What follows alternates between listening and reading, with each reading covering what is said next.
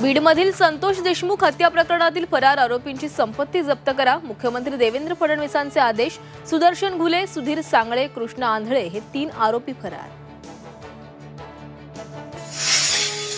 अभिनेत्री प्राजक्ता माळींकडून सुरेश धस यांच्या विधानाचा निषेध, महिला कलाकारांची नाहक बदनामीसाठी सुरेश धस यांनी माफी मागावी, प्राजक्ता माळींची मागणी, मुख्यमंत्र्यांनी लक्ष घालण्याचीही विनंती।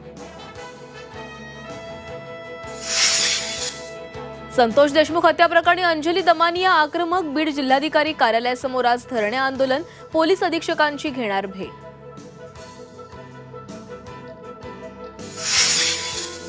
पंतप्रधान नरेंद्र मोदी यांची आज मन की बात, नववर्षाच्या पार्श्वभूमीवर आज काय बोलणार याकडे लक्ष।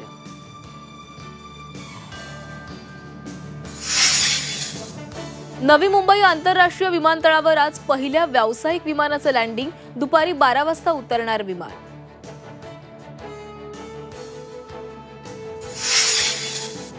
नववर्षाचं स्वागत करताना सावधान, दारू पिऊन वाहन चालवणाऱ्यांवर होणार कारवाई, नवी मुंबई पोलीस आयुक्तांचे कठोर निर्देश।